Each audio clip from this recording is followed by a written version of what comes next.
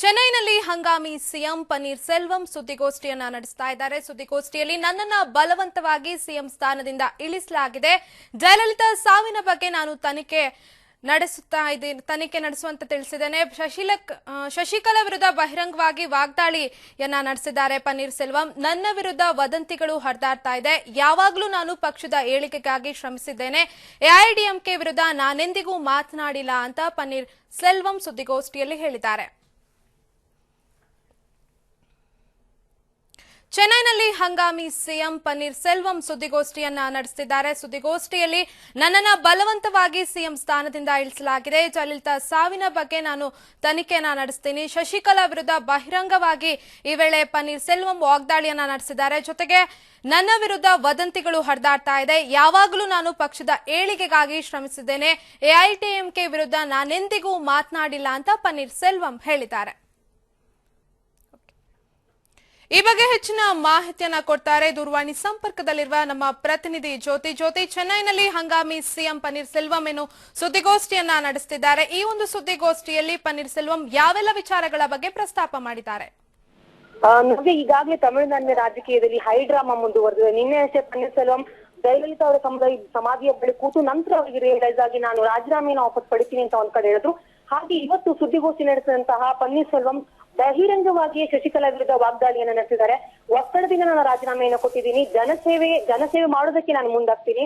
So ಅಮ್ಮ ನಡೆದಂತಹ ಹಾದಿಯಲ್ಲೇ ನಾನು ನಡೀತೀನಿ ಅಂತ ಹೇಳಿದ್ದಾರೆ. ಹಾಗೇನೆ ಬಹುಮತವನ್ನ ಕೂಡ ನಾನು ಸಾಬೀತುಪಡಿಸ್ತೀನಿ. ಇನ್ನೊಂದು ಕಡೆ ಜಯಲಲಿತಾ ಅವರ ಸಾವಿನ ಬಗ್ಗೆ ಹಲವಾರು ಊಹಾಪೋಹಗಳಿದ್ದಿವೆ, ಪ್ರಶ್ನೆಗಳು ಇದ್ದಿವೆ. ನಾನು ಇದರ ಕುರಿತು ತನಿಖೆಯನ್ನ ನಡೆಸೋದಕ್ಕೆ ಆದೇಶಿಸ್ತೀನಿ. ಹೈಕೋರ್ಟಿನ ನಿವೃತ್ತ ನ್ಯಾಯಾಧೀಶರ ತಂಡ ಈ ಒಂದು ತನಿಖೆಯನ್ನ ನಡೆಸಬೇಕು ಅಂತ ಹೇಳಿ, ಅಂದ್ರೆ ಒಂದ್ ಕಡೆ ಈಗಾಗಲೇ ಶಶಿಕಲಾ ವಿರುದ್ಧ ಪನ್ನೀರ್ ಸೆಲ್ವಂ ಸೆಡೆದು ಹೊಡೆದಿದ್ದಾರೆ. ಅಂದ್ರೆ ಶಶಿಕಲಾ ಅವರನ್ನ ಎಲ್ಲೋ ಒಂದ್ ಕಡೆ ಸಿಎಂ ಮಾಡೋದ್ರಿಂದ ರಾಜ್ಯಕ್ಕೆ ಅನ್ಯಾಯ ಉಂಟಾಗುತ್ತೆ ಅಂತ ಹೇಳ್ಕೊಂಡು ನಿನ್ನೆಯಿಂದನೂ ಕೂಡ ಹಲವಾರು ಸದಸ್ಯರು, ಹಲವಾರು ಸಂಸದರು ಹೇಳಿಕೆಯನ್ನ ನೀಡಿದ್ರು. ಹಾಗೇನೆ ಬಹಿರಂಗವಾಗಿ ಇವತ್ತು ಶಶಿಕಲಾ ವಿರುದ್ಧ ವಾಗ್ದಾಳಿ ನಡೆಸಿದ ಪನ್ನೀರ್ ಸೆಲ್ವಂ ಈಗಾಗಲೇ ಬಹುಮತವನ್ನ ಕೂಡ ಸಾಬೀತುಪಡಿಸ್ತೀನಿ, ರಾಜ್ಯಪಾಲರ ಮುಂದೆ ಹೋಗಿ ಈ ಒಂದು ಪ್ರಸ್ತಾಪವನ್ನ ಇಡ್ತೀನಿ. ಇನ್ನು ಜಯಲಲಿತಾ ಅವರ ತನಿಖೆ ಖಂಡಿತವಾಗ್ಲೂ ಆದೇಶಿಸ್ತೀನಿ. ನಾನು ಪಕ್ಷದ ಏಳಿಗೆಗಾಗಿ ಶ್ರಮಿಸಿದ್ದೀನಿ. ಯಾವತ್ತೂ ಕೂಡ ಪಕ್ಷದ ಹಿಂಬದಿಯಾಗ್ಲಿ ಪಕ್ಷ ವಿರೋಧಿ ಚಟುವಟಿಕೆಯಲ್ಲಿ ಭಾಗವಹಿಸಿಲ್ಲ. ಪಕ್ಷದ ವಿರುದ್ಧ ಪಕ್ಷ ವಿರೋಧಿ ಚಟುವಟಿಕೆಯಲ್ಲಿ ನಾನು ಭಾಗವಹಿಸಿಲ್ಲ. ಹಾಗೇನೆ ಬಿಜೆಪಿ ಜೊತೆ ನಾನು ಕೈ ಜೋಡಿಸಿದ್ದೀನಿ ಅನ್ನೋ ಒಂದು ವದಂತಿಗಳು ಕೂಡ ಹಬ್ಬಿದೆ.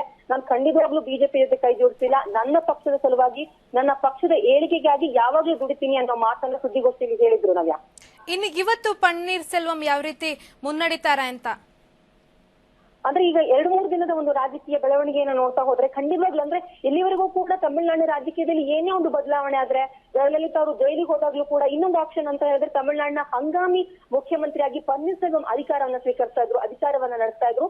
ಆದ್ರೆ ಇದೀಗ ಶಶಿಕಲಾ ವಿರುದ್ಧ ದಂಗೆ ಎದ್ದಿರುವಂತಹ ಪನ್ನೀರ್ ಸೆಲ್ವಂ ದಿಟ್ಟ ಹೆಜ್ಜೆಯನ್ನ ಇಟ್ಟಿದ್ದಾರೆ. ಯಾವಾಗ್ಲೂ ಕೂಡ ಸಾಫ್ಟ್ ಆಗಿ ಬಿಹೇವ್ ಮಾಡ್ತಿದ್ದಂತಹ ಪನ್ನೀರ್ ಸೆಲ್ವಂ ಈಗ ಒಂದ್ ಕಡೆ ಆಕ್ರೋಶದ ಮನೋಭಾವನೆಯನ್ನ ತೋರಿದ್ದಾರೆ. ಶಶಿಕಲಾ ವಿರುದ್ಧ ನಿಜವಾಗ್ಲೂ ಕೂಡ ಒಂದು ಬೇರೆ ರೀತಿಯ ಹೆಜ್ಜೆಯನ್ನಿಟ್ಟು ರಾಜೀನಾಮೆ ವಾಪಸ್ ತಗೊಳ್ತೀನಿ ಅಂದ್ರೆ ಬಹುಮತವನ್ನ ಸಾಬೀತುಪಡಿಸುವ ನಿಟ್ಟಿನಲ್ಲಿ ಇವತ್ತು ಆ ಒಂದು ಕ್ರಮವನ್ನು ತೆಗೆದುಕೊಳ್ಳುವ ಸಾಧ್ಯತೆ ಇದೆ, ಆ ಒಂದು ಹೆಜ್ಜೆಯನ್ನು ಇಡುವ ಸಾಧ್ಯತೆ ಇದೆ.